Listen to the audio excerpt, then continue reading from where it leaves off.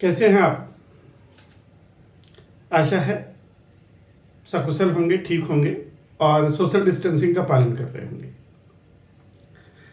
चलिए वार्ता को आगे बढ़ाते हैं और इस क्रम में जो हमारी बातचीत का मुद्दा होगा वो मुद्दा है महाधिवक्ता किसे कहते हैं और इनका क्या काम है। अटॉर्नी जनरल, महान्यायवादी कौन होता है और सॉलिसिटर जनरल कौन होता है। अक्सर अखबारों में जब हम पढ़ते हैं तो कहते हैं कि ये महान्यायवादी फला, महाधिवक्ता फला, या राज्य के महाधिवक्ता ने, महान्यायवादी ने, सॉलिसिटर जनरल ने। तो इस तरीके से कुछ ऐसे टर्म हैं जो दिन प्रतिदिन हमारे न्यूज़ में आते हैं और एक जिज्ञासा होती है, साथ साथ ही एग्जाम का तो प्रश्न है ही। तो ये जो महान्यायवादी है, अटॉर्नी जनरल है, फिर महाधिवक्ता है, एडवोकेट जनरल है और साथ साथ सॉलिसिटर जनरल है, इनमें क्या संबंध है, कौन इनको नियुक्त करता है, इनका काम क्या है, इनके अधिकार क्या है, इन सब के बारे में आज चर्चा पर चर्चा होगी। देखिए, किसी भी व्यक्ति को अगर न्यायपालिका में अपनी बात रखनी है तो सामान्यतः एक विधि विशेषज्ञ की उसे आवश्यकता होती है और वो विधि विशेषज्ञ संबंधित व्यक्ति को विधिक परामर्श देता है, क्योंकि हर व्यक्ति यहां विधि का विशेषज्ञ नहीं है, ज्यूरिस्ट नहीं है, इमिनेंट ज्यूरिस्ट नहीं है, साथ साथ उसे विधि का संपूर्ण ज्ञान नहीं होता और न्यायिक प्रक्रिया में जो चरण होते हैं व्यवहारिक रूप से न्यायालय में, उसका भी ज्ञान नहीं होता। इसीलिए वो किसी विधि वेत्ता को, विधि परामर्शदाता को, जो सक्षम हो न्यायालय में, विधि व्यवसाय में, उसे वो अपना प्रतिनिधि बनाता है और उससे सेवाएं लेता है। उसी तरह से राज्य सरकार और भारत सरकार इन ए कम्युलेटिव मैनर, गवर्नमेंट, चाहे वो स्टेट गवर्नमेंट हो, प्रोविंशियल गवर्नमेंट हो और यूनियन गवर्नमेंट हो, गवर्नमेंट को भी लीगल मैटर पर लीगल रिप्रेजेंटेटिव की जरूरत होती है जो कोर्ट में उनका पक्ष रख सके, किसी भी न्यायालय में संबंधित सरकार का पक्ष रख सके, या फिर if there is a requirement of government, if government sought legal advice, अगर सरकार को लगता है कि इस मुद्दे पर विधिक परामर्श क्या होगा, क्या होना चाहिए, विधि क्या सोचती है, तो वो सरकार को परामर्श भी देते हैं, विधिक परामर्श, लीगल मैटर पर परामर्श। साथ साथ उनके कुछ अधिकार भी होते हैं, इनके कुछ लेजिस्लेटिव राइट्स भी होते हैं, इनके कुछ विधायी अधिकार भी हैं।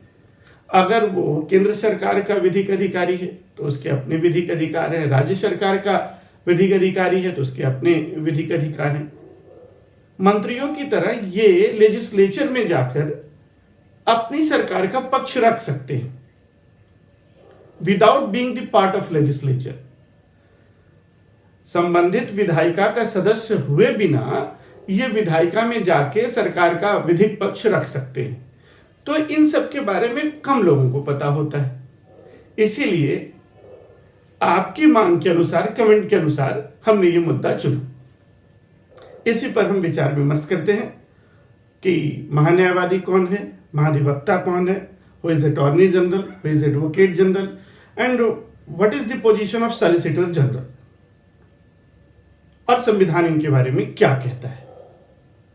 तो सबसे पहले हम attorney general of India, Bharat का महान्यायवादी, इसके बारे में बात करेंगे और कॉन्स्टिट्यूशन हमारा क्या कहता है हम ये देखेंगे। भारत का महान्यायवादी आर्टिकल 76 में है।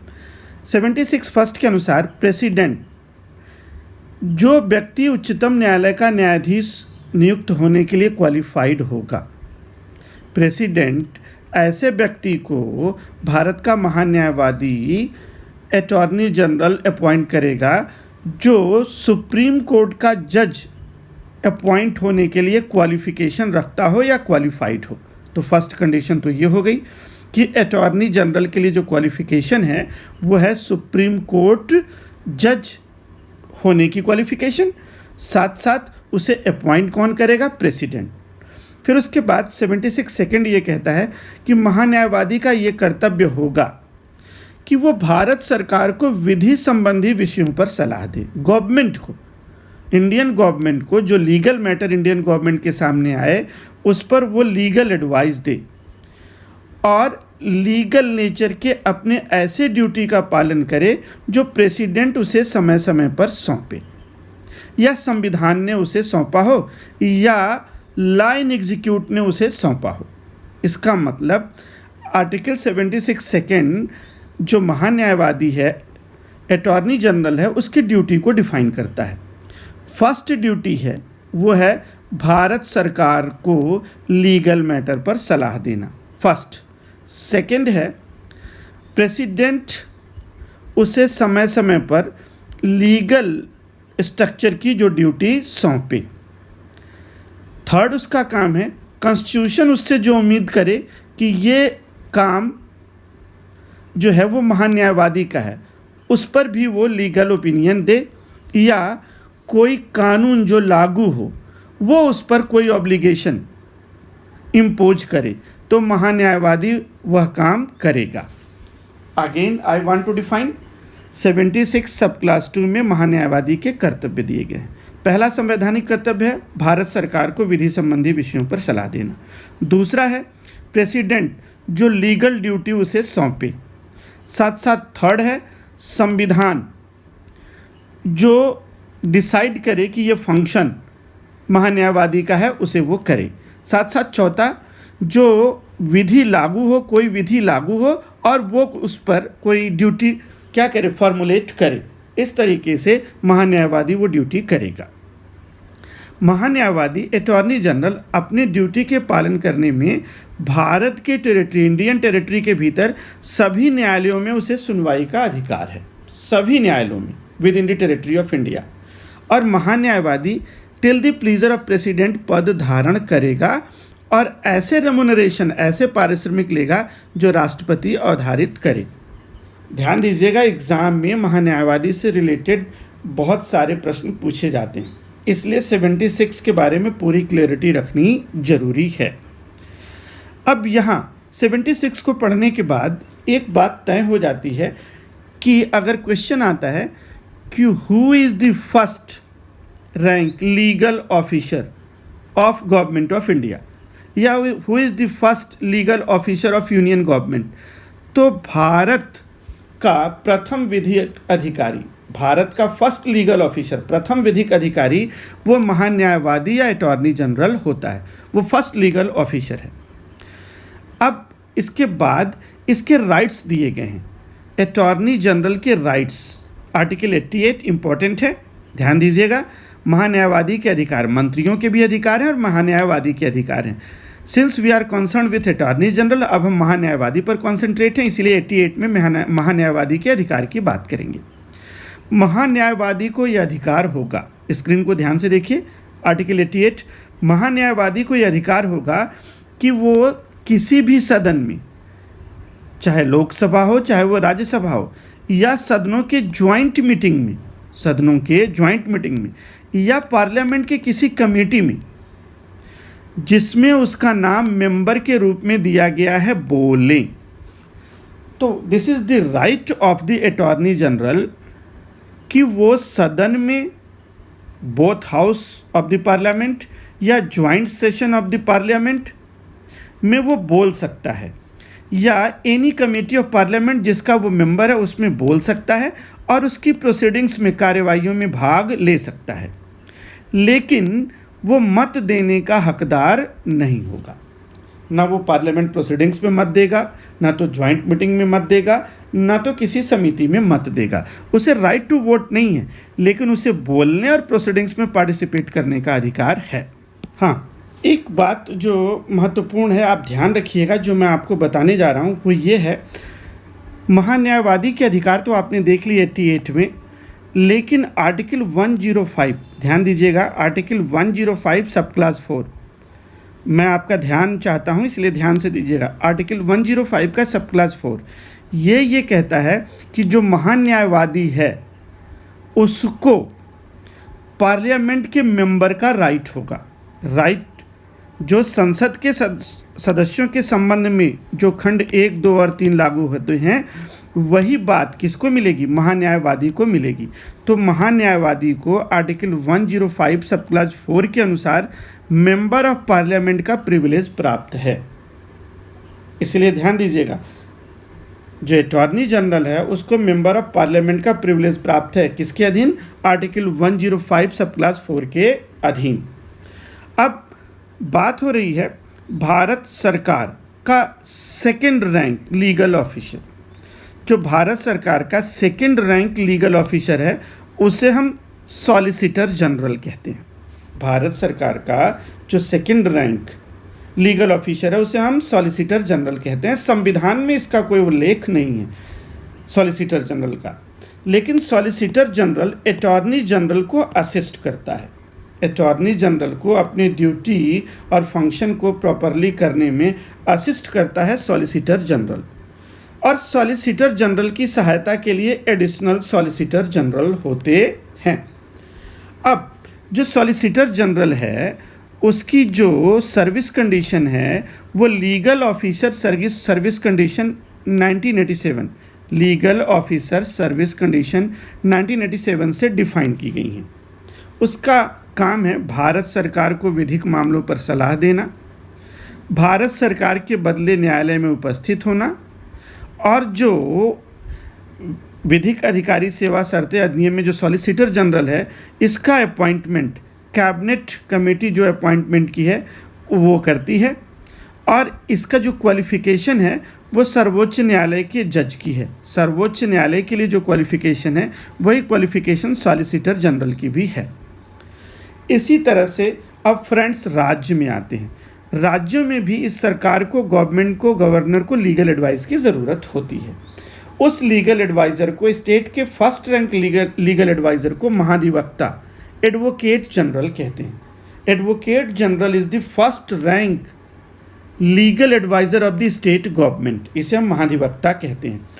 आर्टिकल 165 165 में महाधिवक्ता है। ध्यान दीजिएगा, याद करने के लिए पुनः मैं बता रहा हूँ, जो अटॉर्नी जनरल है महान्यायवादी है वो 76 रुपये उसे पारिश्रमिक मिलते हैं, अर्थात 76 आर्टिकल में है। और राज्य के महाधिवक्ता को उससे ज़्यादा फीस मिलती है 165 आर्टिकल 165। जैसे महाधिवक्ता और महान्यायवादी की बात करें तो वो केंद्र का विधिक है और ये राज्य का विधिक अधिकारी है। इसकी नियुक्ति राज्यपाल करता है। लेकिन क्वालिफिकेशन क्या है? जो हाई कोर्ट जज अपॉइंट होने के लिए है। हाई कोर्ट जज अपॉइंट होने के लिए जो क्वालिफिकेशन है, अगर कोई व्यक्ति वो क्वालिफिकेशन रिजर्व करता है तो गवर्नर राज्य के महाधिवक्ता उसको नियुक्त कर सकता है। अब दूसरी बात, महाधिवक्ता का क्या कर्तव्य होगा? जो कर्तव्य केंद्र के मामले में महान्यायवादी का है, राज्य के मामले में वही कर्तव्य महाधिवक्ता है कि वो राज्य सरकार को विधिक मामलों पर सलाह दे, राज्यपाल जो लीगल मैटर का काम उनको समय समय पर सौंपे, या संविधान में जो लिखा हो कि ये काम महाधिवक्ता करेगा उसे ये करे, या कोई लॉ जो एक समय एग्जीक्यूट हो उसके अंतर्गत कोई ऑब्लिगेशन महाधिवक्ता की एडवोकेट जनरल की हो। और महाधिवक्ता राज्यपाल के प्रसाद पर्यंत पद धारण करेगा और वो रेमुनरेशन गेन करेगा जो राज्यपाल डिसाइड करे। इस तरीके से आपने देखा कि अटॉर्नी जनरल, सॉलिसिटर जनरल और जो महाधिवक्ता है एडवोकेट जनरल, उनमें क्या अंतर है और संविधान इनके बारे में क्या क्या कहता है। जिस तरीके से महान्यायवादी के अधिकार थे उसी तरह से महाधिवक्ता एडवोकेट जनरल के भी राइट्स होते हैं। एडवोकेट जनरल को राज्य के लेजिस्लेचर में, विधानसभा में, या अगर 2 हाउस है विधानसभा और Vidhan Parishad, council of minister की तरह, उसको भी काउंसिल ऑफ मिनिस्टर्स के जो मंत्री हैं उनको भी सदन में बोलने का अधिकार है। ये अधिकार राज्य के महाधिवक्ता को भी है। जो राज्य का महाधिवक्ता है, एडवोकेट जनरल है, वो राज्य के लेजिस्लेचर में बोल सकता है और उनकी प्रोसीडिंग्स में पार्टिसिपेट कर सकता है। और यदि कोई कमेटी है स्टेट लेजिस्लेचर की जिसमें उसका नाम मेंबर के रूप में है तो उसे बोलने और कार्यवाहियों में भाग लेने का अधिकार है, किंतु मत देने का अधिकार नहीं है। इस तरह से हमने क्या देखा कि जहां लेजिस्लेचर प्रिविलेज की बात आती है तो अटॉर्नी जनरल के तरह ही एडवोकेट जनरल को भी लेजिस्लेचर प्रिविलेज दिया गया है। तो मित्रों, आपने संवैधानिक तरीके से ये जाना कि इन तीनों में महान्यायवादी, महाधिवक्ता और solicitor general, attorney general, solicitor general और एडवोकेट जनरल में क्या अंतर होता है और इनके कार्य क्या है, इनकी नियुक्ति कौन करता है, और इनसे संबंधित सभी बातों से अब आप भली भांति परिचित हो चुके हैं। फ्रेंड्स, एक रिक्वेस्ट है जो हर बार कहते हैं, आप हमें लाइक, शेयर और सब्सक्राइब करें और बेल आइकन दबाना ना भूलें। साथ साथ हम फेसबुक, ट्विटर और टेलीग्राम पर भी हैं, जिसका लिंक नीचे डिस्क्रिप्शन में है। आप हमें वहां भी फॉलो कर सकते हैं। लेकिन एक निवेदन जो बार बार मैं कहता हूं और आपकी प्रतिक्रिया थोड़ी धीमी है, वो है कमेंट शेयरिंग। आप शेयर भी करें वीडियो, साथ साथ कमेंट करें कंटेंट के ऊपर और डिजायर कंटेंट मांगे कि आपको हमसे और क्या चाहिए, किस मुद्दे पर आप हमसे जानकारी चाहते हैं। हम वो जानकारी देंगे, 100% तथ्यात्मक जानकारी होगी। इसलिए पुनः लाइक, शेयर और सब्सक्राइब करें और बेल आइकन दबाना ना भूलें।